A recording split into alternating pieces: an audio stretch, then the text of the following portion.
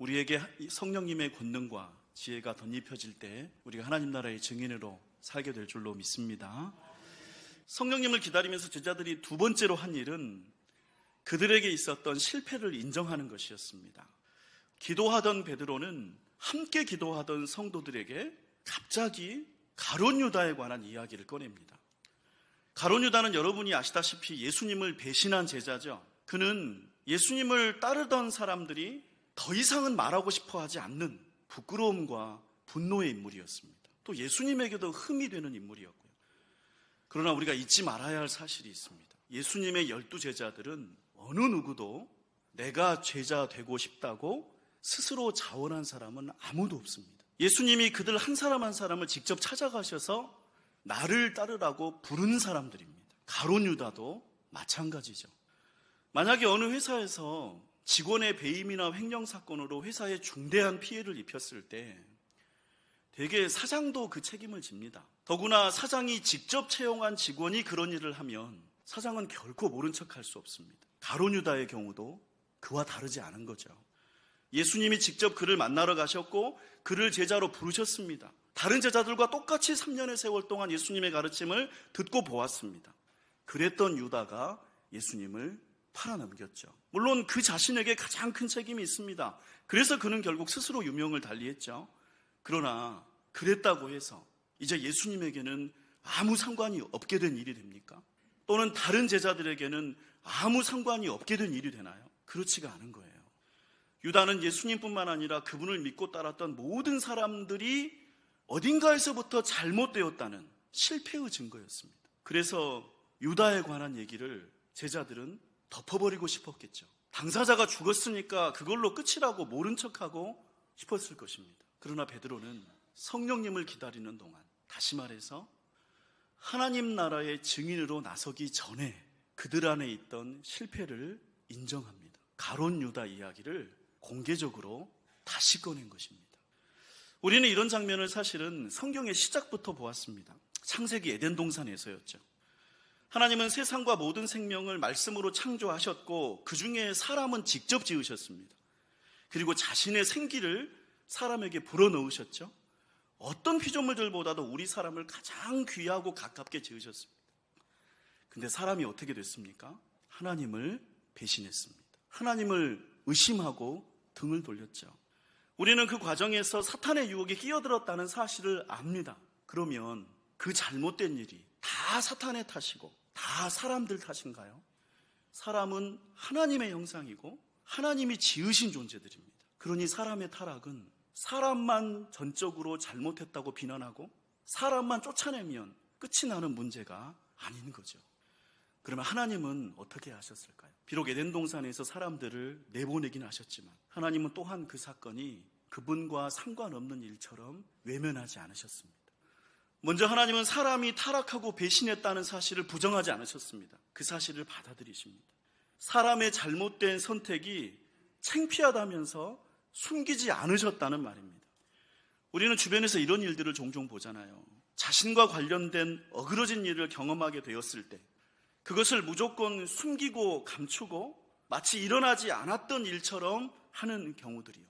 괴롭고 부끄러운 어떤 일에 관해서 말하자면 이런 전형적인 표현 같은 쓰는 거예요. 너는 이제 더 이상 내 자식이 아니라거나 당신은 이제 더 이상 내 부모가 아니라거나 창피하니까 그런 말 다시는 입 밖에 꺼내지 말아라. 이런 전형적인 표현들이 있잖아요. 아예 그런 일들을 그냥 우리에게서 지워버리려는 거예요. 그러나 하나님은 그분을 배신한 사람들을 지워버리지 않습니다. 그들을 부인하지 않습니다. 또한 어떤 고대 신화에 등장하는 신들처럼 일이 잘못되었다는 이유로 그 사람에게 마구 화풀이를 하면서 큰 벌을 주는 것으로 자기 할 일을 다한 것처럼 그런 행세도 하지 않으십니다. 하나님은 어떻게 하셨습니까? 인간의 실패를 받아들이신 후에, 받아들이셨다는 게 뭐예요? 그 일을 성경에 기록하신 후에 우리 사람들을 온전히 구원할 길을 다시 준비하기 시작하셨습니다.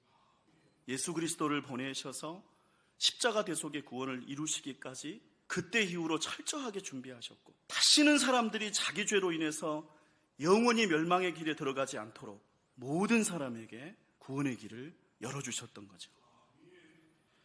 마가의 다락방에 모였던 120명의 신실한 성도들은 성령님을 기다리며 마음을 다하여 간절히 기도하고 있었습니다. 그러나 그들에게는 풀리지 않는 숙제가 있었어요. 아무도 감히 말을 꺼내지 않지만 모두가 아는 실패이자 우리 모두의 부끄러움이었어요. 베드로는 그 실패를 더 이상 숨기지 않고 하나님 나라의 증인이 되기 전에 인정한 것입니다. 그 실패를 마음 한구석에 찜찜하게 끌어안은 채로는 하나님 나라의 증인이 될 수 없는 까닭이에요. 유다가 예수님과 모든 순간을 함께 보냈음에도 불구하고 실패한 것처럼 우리도 때로 실패합니다. 신앙에서도 넘어지고 사회에서도 그릇된 결정을 내리기도 합니다. 그런 실패와 허물을 그대로 안고서 성령님만 받으면 우리는 하나님 나라의 증인이 될 수 있는가? 그러기는 어려울 것입니다. 실패를 인정하지 않고 마치 가룟 유다가 존재하지도 않았던 것처럼 모른 척 덮어두어서는 제자들 중 누구도 하나님 나라의 증인으로 서지 못합니다. 선다 한들 금세 다시 넘어지고 말겠죠. 우리가 했던 실패를 인정하는 것은 사실 무척이나 어려운 일입니다. 대개 그런 일들이 고통스럽기도 하거니와 부끄럽기도 하고 또 그런 일을 꺼내는 것이 무슨 소용이 있겠느냐 싶어서 단지 나도 어쩔 수 없었다 혹은 그냥 덮어두자는 식으로 넘어가기가 쉽습니다. 우리는 누구나 잘못과 실패를 합니다. 그리고 그런 일들이 생겨서 우리는 괴롭고 힘들어집니다. 그런데 더 중요한 것은 잘못한 이후, 실패한 이후의 일들이죠. 베드로는 우리가 하나님 나라의 증인으로 살기 위해서는 과거의 실패를 인정해야 한다는 사실을 보여줍니다. 17절을 보면 베드로가 이렇게 말해요. 이 사람은 본래 우리 수 가운데 참여하여 이 직무의 한 부분을 맡았던 자라. 여러분, 이 말은 굉장히 무거운 고백입니다. 베드로가 지금 뭐라고 하는 겁니까? 유다가 우리 가운데 참여했고 우리의 한 부분이었다는 사실을 인정하는 것입니다. 유다가 구제불능의 돌연변이 같은 존재고 애초에 우리와 다른 종자였다고 꼬리 자르기를 하지 않는 거예요. 그는 우리와 같은 제자들이었다고 말하는 것입니다. 그리고 베드로는 여기에서 대단히 중요한 사실을 끄집어냅니다. 유다가 가졌던 직무를 계속 이어지게 하는 것입니다. 비록 유다라는 한 인간은 실패하고 배신했지만 그가 맡았던 직무는 이어가게 한 것입니다. 그가 실패했으니까, 그가 부끄러운 존재니까, 그가 잘못했으니까 그와 연관된 것들은 전부 다 무가치하고 나쁘다가 아니라 그 중에 지켜야 할 것들을 보존하려고 한 거죠. 여러분, 24절과 25절을 보면 베드로는 이렇게 기도합니다. 우리 두 구절 함께 읽습니다. 그들이 기도하여 이르되 뭇사람의 마음을 아시는 주여, 이 두 사람 중에 누가 주님께 택하신 바 되어 봉사와 및 사도의 직무를 대신할 자인지를 보이시옵소서. 유다는 이 직무를 버리고 제 곳으로 갔나이다 하고, 베드로는 하나님 앞에서 말합니다. 유다가 했던 봉사와 사도의 직무를 대신할 자를 택하게 해달라고요. 여러분, 이게 무슨 말입니까? 유다가 예수님을 돈을 받고 팔아버렸음에도 불구하고 그는 제자로서 지내는 동안 봉사와 사도의 직무를 잘 수행했었고, 이제 유다 대신 다른 사람을 택해서 그 직무가 이어지게 해달라는 기도입니다. 유다가 배신했고 저렇게 죽어버렸으니까 그는 아무것도 아니다, 그가 했던 모든 일들은 다 악하고 나쁜 일이다라고 부정하지 않는 거예요. 유다의 직무를 베드로는 인정한 것입니다. 이것이 실패를 받아들이는 태도입니다. 실패를 받아들인다는 것은 단지 그가 잘못했어 혹은 내가 잘못했어라고 말하는 것에 그치지 않습니다. 그 잘못과 어그러짐이 분명히 우리를 괴롭히고 있지만, 그래서 우리는 그것들을 다 외면해버리고 싶고 그것들이 존재하지 않았던 것처럼 덮어버리고 싶지만 그 가운데 지키고 보존할 가치가 있는 것들을 찾아서 계속 이어가는 것입니다. 존귀한 성도 여러분, 우리는 많은 실패들에 둘러싸여 살아갑니다. 그 실패가 내 것일 때도 있고 나와 관련된 다른 사람들의 것일 때도 있습니다. 누구의 것이든 우리는 그 잘못과 실패의 영향을 받아서 무거운 짐을 집니다. 그때 우리는 실패를 외면하고 싶어 합니다. 너무 힘들기 때문이겠죠.